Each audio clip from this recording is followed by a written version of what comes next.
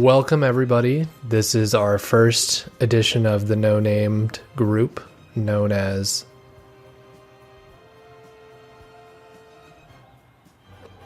You tossing it to me? Yeah, when I pause for at least 15 seconds. Probably God, we should have gone over this in rehearsal. This is going to be J&J the Game Boys. But yes, we are a gaming podcast slash YouTube channel slash Discord channel slash we really don't know yet. Kind of a jack of all trades, so to speak. Good one. So we are just two lads that are playing video games together, and we decided to do some reviewing in our spare time. So John, how did tell the people how it all kind of started? I mean, I know it's not a crazy thing to say that we play video games because most people we know do, but how did it turn from we play video games here and there to we're kind of obsessed and talk about it all the time to let's make a podcast? Well, I think, going back to when we first met, we both just enjoyed video games for the most part together, and that's kind of how we bonded. And we both got into a lot of story games, kind of discussing them and basically reviewing them in our own right without a YouTube channel. So we could have started this a long time ago. But could already be famous. Yeah, we could have been famous by now, but we decided to not to do that because we love to live a humble life. So definitely not that we didn't ever think of it, but it kind of came a little bit from just the fact that for those of you that don't know, John and I text a lot, and we'd play either the same game or we'd play different games and then be like, let me tell you every single theory I've ever had about this game and the lore that the developers don't even know. It would just be this like phone going off for 2 minutes straight. Oh, I got 17 X from John. I bet I know what it's about. So we kind of already had the blueprint for it, and then we were like, you know what? We have a lot of these thoughts. People probably, I don't know if they'd love them or not, but we should put them on, paper or on record somewhere and just kind of see where it goes. So we do a lot of that stuff, and then we kind of started doing this, for lack of a better word, I've been calling it like a book club video game version, where John and I both always complained about how we just had all these games on our backlog, which I'm sure every gamer out there can relate to, of just, I have 10 games that I've wanted to play for years and I never have, but I'm just going to go back to this game that I already know and I'm going to play it again. So in an effort to start to chip away at that, I guess, we kind of started doing this thing where we said, you know what, we're going to pick a game, we're going to play it together, we're going to have our next 1 to 2 on deck, so nothing else that comes up is going to just like deviate from these plans, and we're just going to start knocking them out with it. Yeah, and I think now that we've started this whole book club of gaming, more like a gaming club, of actually trying to get progress through all these games and these backlogs, we're, I think, 5-6 games down now? Yeah. Maybe like 10, actually. But 10 games that we wouldn't have played otherwise that we're finally going through. So I think that's really fun. Plus, we're kind of rating them as we go along and seeing each other's opinions of the game as we go. So now we can actually put it on video and share that with the rest of the world or our 5 friends. Thanks, Mom, for listening. Appreciate you. It definitely helps that I feel like, and you guys will see as we kind of talk about some of our favorites, but we definitely like a lot of the same games. Like, we're both very, very story game focused. Like, if it's got a great campaign or a kind of dialogue and writing is good, that's big for me. So we're going to be doing a lot more of that. So if you're looking for like weekly episodes of, either online competitive gaming or building the world simulator games or just, stuff like that, you're probably not going to find a lot of it. We're going to do a lot more heavy campaign focused, but it's very, very rare that either of us find one where one just loves it and the other one hates it. So it's, kind of more just like what we appreciate about them as we dive into it. Yes. But there's also some games that Jack plays that I just absolutely don't like. So how dare you? What he said was false. So basically what we're going to do with this kind of YouTube / Discord / we don't know yet is we're just going to be discussing games, kind of going through all aspects of the games. It's not going to be like a should you buy this game with no spoilers and our review of it. It's going to be very spoiler. We're going to throw the spoilers probably all within the first minute when you check in. So if you wanted to go in spoiler free, you get spoiled immediately and you decide not to buy the game. That's probably what we're going to do. I think. We can have a little bit of like a maybe non-spoiler intro and then, okay, let's get into the actual game stuff. You know, give people that haven't played the game yet something to listen to first. But yeah, it's going to be a lot of spoilers. Yeah, so we'll do like a little bit of a breakup where we have some spoilers at the end. You know, we'll discuss kind of a spoiler-free review over the course of a few minutes, let you know our rating, and then we'll dive into spoilers. So it's not going to be full-on spoilers, not going to be full-on non-spoilers. It's going to be full-on spoilers and non-spoilers. And we're kind of going to be shooting for, I know this is our intro episode, it's kind of more just to tell you who we are, tell you what we're about and stuff, but going forward, each episode is going to be primarily focused on just one game, so whatever the most recent game we beat together, and we're going to toss in some of our own actual game footage. We're not just going to use stock photos and footage from the trailers. We're going to show you us struggling because nobody's ever as good of a shot as they are in the trailers, so you'll see us struggling and maybe some of our live reactions freaking out to a jump scare or getting angry and throwing our controllers, whatever, but we're going to jump into kind of all the different categories John said. So between writing, graphics, gameplay, customization, games that have like good leveling systems, favorite side characters, different stuff, kind of more than just saying, oh, it was a really good game, it was entertaining. Like, we're going to get into the what makes it a good game for us. So kind of a specialized episode per game. Yeah. Lovely. Well, just to, I guess, kind of emphasize that we like to think we know a little bit of what we're talking about when it comes to good games. We kind of have our running list of top 20-ish games. We kind of wanted to run through that a little bit with you guys, just to touch on a few of our favorites throughout the list and just kind of talk about what makes them fall where they did. So our plan is to, I believe, put the list up so you guys can kind of watch along as we go. But I guess we'll just kind of get into it. So, John, I'll let you take it. Number 20, it's just easily Banjo-Kazooie. It's my perma 20. It's never going to move. Probably the game that got me into gaming as a kid, and I think it's just one of the best ones out there. It's a great platformer. Just you get the joy of getting a jiggy every 5 minutes, and it's just really enjoyable. 19 would be Hollow Knight. I think it's one of the better, probably one of the best platformers, arguably. Not the best in my opinion, but again, really solid, really tight gameplay. Really fun to just get a boss that's really hard. 18, I actually grouped them as the Ezio trilogy of Assassin's Creed. I think it's probably one of the best Assassin's Creeds that's out there, and the Ezio trilogy is just extremely good. 17 would be Super Mario Odyssey. I think it's a great Super Mario game, and it's very enjoyable in the very similar way that Banjo-Kazooie is. You get a new heart every 5 minutes, and that's just really enjoyable when you accomplish a puzzle. Gears of War 3 would be next. I think that one is just simply kind of a highlight of life. I think just playing that one with all your friends in the campaign and everything, just a lot of fun. Really touching story too. Starting off with mine, I kind of flip-flopped between both these, so I'm right on the edge, but currently I have Dishonored.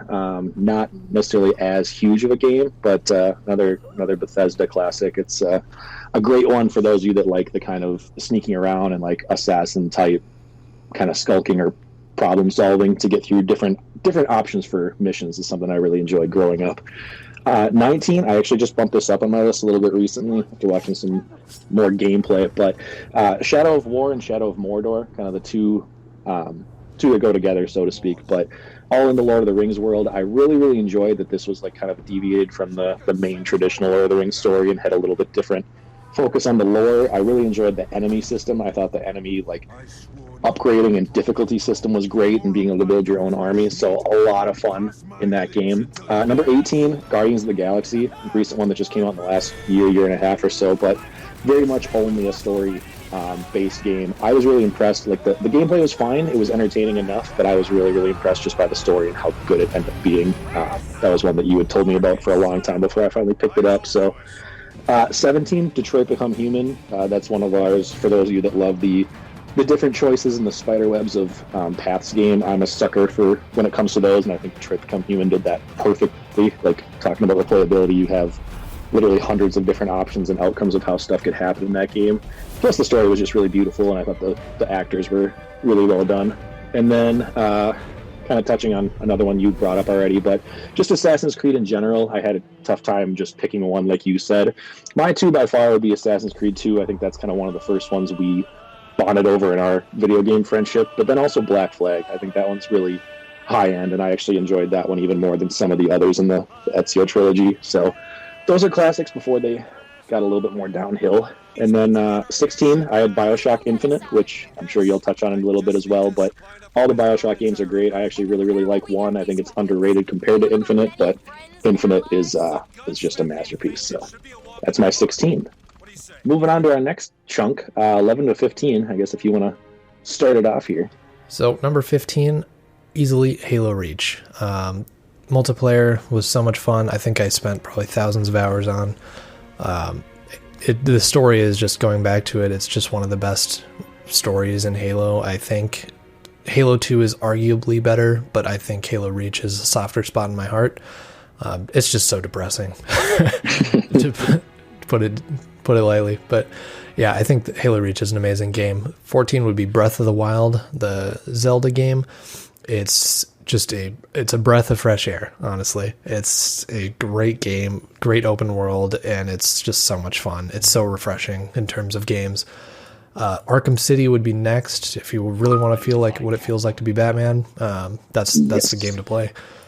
Bioshock Infinite is next. That one's one that I think, to say it again, story is amazing. Gameplay not that great anymore. Replaying it again, I think the gameplay really lacked, but the story is still 10 out of 10. Then my number 11 would be Spider-Man. Same thing as Arkham City. It's if you want to play a game and makes you feel like playing Spider-Man, if you want to feel like Spider-Man, that's the game to play. Moving into my 15 through 11, John's going to be super happy about this one, but number 15, Horizon Zero Dawn. This is like our only divide in our gaming friendship, so I'm sure we'll get into that in almost every episode, but I loved it. I thought the story was really cool. I thought the world building was great. I've replayed it. I played it twice total, so I haven't replayed it recently, but I really liked just the open worldness of it. I thought the rest of the world was maybe even better than the main character, so to speak, but those of you that have played it, most people love it. So just not quite enough in my top 12 or so. But number 14, John already talked about it, Arkham City, by far the best Arkham game to me. I think the way they did the backstory and the individual lore of every single villain and character was so good. Like, you could jump into that game not really having any background knowledge on a lot of the Batman villains, and it would teach you it as you go. So I just thought it was super well done. Number 3, I really, really have always liked all of the Far Cry series. This kind of got the same treatment as Assassin's Creed to me, where it's tough to just, make up your entire list of all these different ones. There's several that could make the list. I think 3 had one of the best villains ever. 5 was really well done, but for me personally, 4, Pagan Min is one of my favorite villains ever, voiced by Troy Baker, and I thought the whole concept was really, really cool. It was all in kind of Eastern Asia, so the scenery and everything was really, really cool. There was a lot to do. Number 12, Outer Wilds, which it's going to be another one on both of our lists, but for those of you that know, you know exactly why. It's a game that I can't say a whole lot about without ruining it if you haven't played it, but it's probably the best puzzle solving and exploration game I've ever played. So it's just, unfortunately, that doesn't have the best replayability for obvious reasons, but it was one that definitely changed how I view games. And then number 11, Uncharted 4. I ended up going back and replaying the entire Uncharted series because of this game, but 4, especially with the writing and the story, was just so well done, and the action sequences felt like you were playing a movie half the time. All right, we made it to the top 10, the ones that really, really matter. These are pretty much both of ours, just elite could play it over and over at will. So I'll let you take it away again. So number 10, Outer Wilds. Same reason that Jack said. It's just one of the best exploration and puzzle type games. And I would argue that the DLC Echoes of the Eye is better than the base game itself. And Jack still has to play it. But I think the puzzles for both of them are just make you learn something and you're just like, oh my gosh, that's insane. And Echoes of the Eye, it felt even more so than the original game. Every time I figured out a new puzzle, I was like, oh, this is insane. This is crazy to me. But yeah, number 9 would be Oblivion, Elder Scrolls 4. Oblivion is just one of the games that got me into RPGs in general. I think the main story, the side quests, I sunk so many years into that game. Probably played 10 different characters, played every single side quest at least 3 or 4 times. I will never, ever dislike that game. And even now, I think it's something I say a lot is that, I grew up on Oblivion to the point where Skyrim just felt like a lesser version in terms of the story and side quests, where I felt like Oblivion did everything better. But the combat of Skyrim was amazing, I will say that. But number 8, talking about combat, is Returnal. It's a... whatchamacallit, what's those games? Roguelikes? Yes, that's the word. Yeah. It's a roguelike shooter, and the gameplay feels like an arcade game, and the gameplay is so solid, it's so tight. It's just a really fun game to replay over and over again, because I keep dying. But I think that game is just so solid. The game story itself is also extremely good. Another that I'm trying to convince Jack to play. Sad. To be fair, I have played it, just slowly getting through the game. I don't know what it is either. It's just we've always had another game going on while trying to play it. So, number 7 would be Ori and the Will of the Wisps. When I mentioned platformer, this is the one that got me into 2D platformers for the side scrollers. I think it's so good. The gameplay is so much fun. The bosses are so much fun. The music and the graphics, everything about it is just incredible.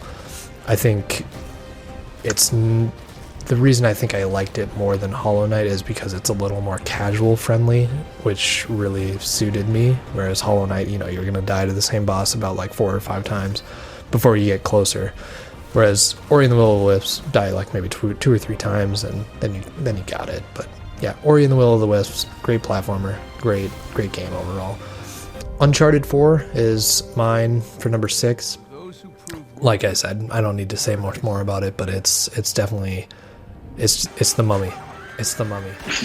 And I think that's why I love it so much. Yeah, that's fair. I mean, you're starting to see a lot of the carryover between both of ours, why we love them. So, not to echo you again, but Ori and the Will of the Wisps is number 10 for me. This was one that John convinced me to play after a while. I think you actually got me like the deluxe edition for a Christmas one year, and you're like, you have to play it now because now you have it. So I was like, okay, I guess I'll check it out. This was my first kind of foray into platforming gaming too, but it ended up being a very, very beautiful story that there were points where I was like, these are just like little cartoon drawings and stuff. Why am I getting emotional over what's happening with these characters? And it makes you feel stuff for, good guys and bad guys. I thought obviously the graphics were just beautiful, and it was one of those games like I talked about before where this makes me, after playing that game, made me much more open into like, okay, maybe I just wrote off platforming games or this whatever category of game that you don't think you're going to like. So that has been the game that has probably impacted me the most as far as I'm open to different games that I don't normally play because of it. So number 9, one that you're not going to hear on John's list either, but Days Gone, I think, is, of all the games on my list of top 20, I think this is the most underrated. I think like a lot of people that have played it think it's incredible. It's an open world game. It's a post-apocalyptic, but rather than the majority where it's set 20, 30 years after the outbreak, this is like people going through it where it just happened. And so you're seeing society start to fall apart. There's still supplies everywhere. Like there's people not knowing what's going on. There's tons of side quests. There's a lot of different individual communities that have their own kind of heartbeat and pulses. And the thing that I loved the most was that it kind of did a different thing in games where your entire mode of transportation was on a bike, on a motorcycle. And so there was a little bit of the supply conservation where you had to like be out in the wild looking for gas, or you would get stuck walking for like a good 20 minutes trying to walk your bike back to camp because you were stupid and ran out. So there was kind of that extra like sense of, I don't know, panic or being like, oh no, I got to make to this spot before it gets dark or I'm going to be stranded out here. And there was just a lot to it. There's not enough I can say about that game. It's one that I highly recommend. So number 8, I won't cover much of it, but Spider-Man, we both already talked about it already. Like John said, this is the most realistic feeling as far as a superhero game where you are Spider-Man, and it does a great job of just bringing all the nostalgia back with all the villains. So that one's great. Number 7, another recent game here, but God of War Ragnarok. Little spoiler, we're going to be talking about the other part shortly, but Ragnarok I think was perfect and really, really well done, kind of closing the current chapter of like the Norse side of things with Kratos and that whole world. So those of you that haven't played it or don't have a PlayStation, this is like one of the reasons to get a PlayStation just for this exclusive alone. It's just, the writing is incredible and so well done. They actually incorporate like real mythology into it, so it's not just making stuff up. Just, yeah, love. And then number 6, Ghost of Tsushima, same kind of thing. just beautiful graphics, I think was what grabbed me the most. You're riding through just like an open field, and all the flowers blowing in the wind, and just like the entire culture of the country was just on display constantly. Tons of side quests and things to do. I think the combat was really, really well done, where it was very not forgiving. Like, you had to become a master at the buttons and different fighting styles. It wasn't just like a button masher where you could eventually take down the bad guy. It was when you had to learn how to play well, but by the end it was really satisfying. So that rounds out my 6 through 10. Nice. Ever play Gwen? All right, the moment that all two of us have been waiting for. We're on to the top 5. So I'll let you go first, and then I'll just kind of touch on most of the same that we have. Yeah, since we only have one game that's different, I believe. So Mm-hmm. number 5 is Last of Us Part 2. It's basically just a roller coaster of emotions that is only going in a roller coaster in a downward spiral. It's just so good. The story about it is just amazing. Every single aspect of it. It's a game that benefits two plays at least. Because the first time I played it, I was like, it's really good, but I don't know if I'll want to play it again. Second time I played it, I was like, this game is a masterpiece on every single level. It's just extremely good. This writing, the gameplay, the just entire story about it. I won't spoil too much, but yeah, incredible game. One of the best that's made. Number 4 is The Witcher 3. I actually never played any of the other Witchers. I just dived straight into Witcher 3. But I loved it. It's another game that's just so immersive. You really just feel like Geralt going along the way. And you just, all the side quests for it are incredible. There are a lot of great stories that are in that game. The DLCs are phenomenal. I love Heart of Stone and Blood and Wine. I think those Blood and Wine, yeah. Blood and Wine like caps off the story just perfectly. I think it's just a great game overall. Witcher 3 is, I think, just a forever top 5, and yeah, I can't wait to the next one. Number 3 is Ghost of Tsushima. Same reasons that you said. I think the reason that it's in my top 3 is just, I think the story is one of the best that's ever made. I think the main character, Jen, is just incredible at, you see his entire arc, and he's the polar opposite person of who he starts at than when he ends. And I think just how they go through that arc, and it's just little change by little change, and all of a sudden here he is, and here's what he believes, and you totally feel for him. And I think it's just an incredible game. I think every single huge piece of the game is really good as far as the story goes. Number 2 is, I actually grouped this, God of War and God of War Ragnarok. I really couldn't differentiate the two. That's my only complaint about Ragnarok, is that it doesn't really feel like its own game. I feel like God of War, the first one, and Ragnarok, it to me feels like the same game. I really don't feel too much of a difference between the two. It just feels like a continuation of the story, and I think that's why I can't place it in two different spots, whereas for me, Last of Us 1 and Last of Us 2 feel like two different games. So yeah, I think in that regard, God of War, this new set of 2 God of War games, I think they're incredible. I love the story that they do. I couldn't put a finger on which one is better than the other. If I had to choose one, I'd probably pick the one from 2018, the original. But yeah, amazing game. And that's from someone that never played the originals either. I never played God of War 1 through 3. Yeah, we never went that. Yeah, but number 1, my favorite game of all time. I've never had a game that's better than this, but it's The Last of Us. I think it was just amazing on every single level. The dialogue is incredible. The emotion that you have from every single scene, it's great. Just even the dialogue just from one cutscene to the other in the middle of fights, it's just great. You have the scene where you just give a high five and it just makes you feel good. So I think that game is just a masterpiece. It's, there's a reason why they made it into a TV show now, and the TV show is pretty good too. So that's my number 1. Yeah, no surprise there. That was pretty much the game our friendship was founded on, playing that. But number 5 for me is The Witcher 3. And again, like any of these 1 through 5, you pretty much could just say in no particular order, because they're all 10 out of 10s for different reasons. But for me, I definitely loved it. I think it maybe is just because I played it a little bit. I played it like when it first came out. It might feel like a little bit of an older game replaying it now, but I was expecting it to be like, yeah, this is a pretty good game, and not love it as much as I did, and I was really, really surprised. There was just so much to do, and every single different town or you went to, or like mission, or people that you helped actually felt like they were, real people with real personalities. Like everybody you interacted with was just authentic, is the best way to say it.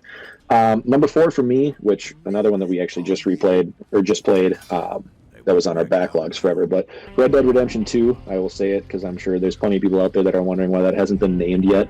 I thought that was perfection. I had so much fun playing it. I would say that, yeah, maybe compared to some of these other games on the list, it didn't have as much like flexibility in like the gunplay and like combat and gaming, but at the same time it was doing it authentic to what the when the game was based in the turn of the century, late 1800s. So you're probably not going to have a whole lot of different options to do. It was a lot of like duels and drawn pistols and gunfights kind of thing. So I loved it despite playing the entire game incorrectly with their Deadeye feature. So that was a fun thing to learn when I was 10 minutes away from finishing the game. But yeah, I thought the characters were all great. We had tons of discussions about like why some of the side characters were just fantastic. I thought there was never a point where I was like, oh, I got to get through this and this mission next to get through the next point. It was just like, what side mission can I do now? How can I get over to this spot and explore stuff that I hadn't seen? Like, it just kept making you want to do more and not put stuff down. So definitely cracked. It's the only recent one of these that cracked my top 5 or even top 10, really. Number 3, God of War. I did split up God of War 2018 version and Ragnarok. I think for me, the original is better just because it sets the game up really well, but Ragnarok could easily be 1A, 1B with it.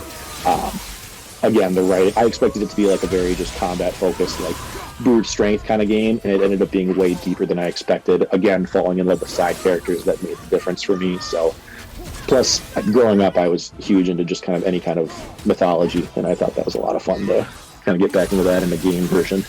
And then number 2 and number 1, or you could really call them 1A and 1B because it's tough to differentiate for me, but Last of Us Part 1 and Part 2, I will say probably my bold statement that I actually think I might prefer Part 2 over Part 1, and Part 1 obviously has the nostalgia and was like the one that created all of it, so that gets bonus points for that. But I think the follow-up that Part 2 did for me is like the best sequel in a game that's ever been made, period. I think it just enhanced on what was already good about it. It gave you more flexibility with customizing stuff. It made the gunplay feel a little bit better. It made your conservation of resources matter more. The dialogue was already great, but the graphics improved. Obviously, I know Part 1 got a remake, and so it just looks just as good now. But Part 1 was the very, like, make you feel things and be emotional and connected to the characters, and Part 2 was very just, like, depressing in ways and a lot more intense. And I think there were some divisive reactions when the game first came out where people weren't happy with different ways that the game went without getting into it a ton. But I think you have to appreciate it just because it made you feel different ways than you wanted to feel going in. Like, it made you see different viewpoints from characters and how, the good guys that we think aren't always the good guys and they do messed up stuff, or the bad guys aren't always the bad guys because they have different reasons for it and all that. So I think from start to finish, the story of The Last of Us is perfect. So for me, it takes my 1 and 2 spot for that reason. Kind of like you said, they feel like very, very different games. So that rounds it out. Plus, Part 2 has the dodge mechanic, which really was a huge thing. The remake. Yeah, I wish the remake had it. Yeah, that was a huge factor versus just constantly backing up. So, but again, like a lot of these we talked about, I think it just felt very authentic and real. Like, the characters weren't saying cheesy lines like you would get in like a movie to just get kind of brownie points. It was very much how people would react in these situations. And I loved in Part 2 how they added like the NPC enemies that you were fighting actually had some kind of like personality behind them. Like, one person would get killed and everybody else would freak out with their actual name. It wasn't just like a nameless, faceless person you killed. Like, they were connected in their own community too, which was a pretty, innovative thing for a game to add. So, are there any that really stand out to you as far as underrated? Like, one that you think that maybe not as many people talk about like they should? I like the Guardians of the Galaxy. I think that's a sleeper one. I wanted to put that in my top 20, but I couldn't fit it in. But I think that's a sleeper game. Gameplay is just not there for me, but the story and dialogue are probably top notch. One of the best games that story wise I've played. Yeah, it made you like their versions of the characters versus the movie versions, which was crazy. Yeah. So all of yours pretty, I don't know that I would say any of them are slept on. Maybe Hollow Knight, just because not a lot of people are into the platformer style, but between that and another one we have coming up on our lists, I think it's one that maybe people's first reaction is like, a platform that seems boring, but there's so much more to it, and the graphics have gotten so much better that it's worth checking out for. It's one of those rare games that I feel like could make you like a different genre of games, even if you hadn't before. Yeah, I think Hollow Knight was for me, it was a sleeper. I think for a lot of people, it's one of the best games ever made, but I think for me, because I'm not interested in that genre of games, it was something that I was super passionate about. Yeah, totally fair. All right, well, if you had to pick a surprise as far as one of them that didn't make the other person's top 10, are there any that stand out where you're like, I'm surprised that's 11 and below? Honestly, probably Horizon Zero Dawn. No, I think out of yours, probably Uncharted. I think Uncharted 4 is one of the best games, in my opinion. I've replayed it probably like 4 or 5 times because the story is just so good, and the gameplay, it's really fun too, and it's really fluid. I think just the story is it's so fun to play. It feels like The Mummy from back in the day when you're watching The Mummy with Brendan Fraser. It feels like that little like fun, campy adventure. So I think that's why I really just love that game. For mine, same kind of thing. I'm basically picking the one that just missed it. But Spider-Man, I feel like the number of conversations we've had about it, I was really surprised when I saw that wasn't in your top 10. I see why, looking at the rest of this, but Spider-Man, I think, was just so well done for like one of the first PS4 games. And if you would say, in my list, is there any games that you would say that you're surprised so far in at least my top 10? Is there any games that you're surprised that are in there? I know our top 5 is basically the same. I was going to say, I won't say anything on those, but other than what we've talked about, I think everything's pretty well on brand for you. I think I maybe wondered if Uncharted 4 was going to crack your top 5. I didn't quite expect Ori to be above Returnal or Oblivion just because I've heard you talk about those so much, but I figured they'd all kind of be clumped together. So maybe just based on that, I just figured there'd be a little bit of flip-flopping, but nothing that's like, why is it at 5 instead of 13, for example? Yeah, I think. How about you? I think for you, I'm actually surprised that. Well, I'm not surprised because I know you've talked about it so much, but I'm personally surprised that you loved Days Gone as much as you did. Oh. I think Days Gone is a good game. Don't get me wrong, and I love Sam Witwer, and I think Sam Witwer is a great voice actor in the game. But I think the game itself, for me, wasn't anywhere near as good as how you liked the game. Yeah, I think that one's the only one that it's nowhere near my top 20, but it's in the top 10. So I think that's one of the games that we're very different on, very split on. Do you think any game is going to end up knocking out Last of Us as the top spot? Is that ever going to be a thing? I don't know. Yeah. I think the closest game, though, that came close to getting very close to my top 2 games of all time is probably Ghost of Tsushima. And honestly, if that game didn't, then I don't know if any game will. That's fair, yeah. I will be shocked just because I think for me the 1 and 2 combo, part 1 and part 2, is so good.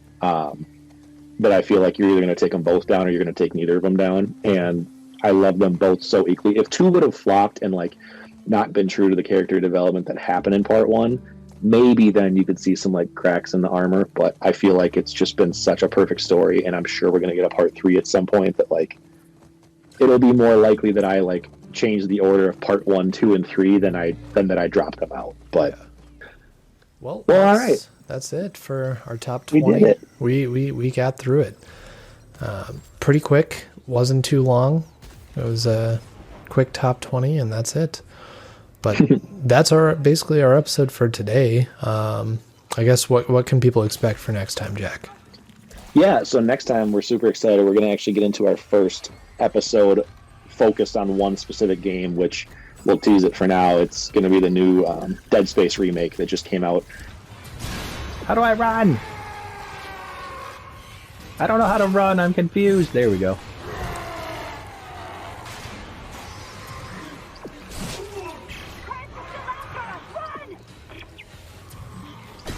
I don't really know how to run yet. I'm stupid. And I think one thing we're also planning on is, I think like we mentioned, we'll be doing YouTube, potentially getting a Discord channel or Facebook page, whichever one people want to see. Just to interact with us a little bit more. I think that'll be easy for everyone to kind of reach out to us and say, hey, we want to do this or that. We want to see this or that, and kind of go from there. I think we're open to suggestions as we kind of expand this channel and see what we can do. If you guys have any games that you specifically want us to play, hey, we probably won't do it, but yes, we can try. Perfect. Well said. All right. Well, I think that's it, unless you have anything else. Nope.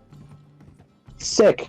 Everyone, thanks for listening. However many people of you did, the thousands and thousands that are checking this out, we appreciate it as we kind of start to figure out this adventure, and look forward to covering some more games with you. And to those time travelers that are viewing us from 5 years from now, greetings to you too. Oh, God. All right. Well, see you later. Bye.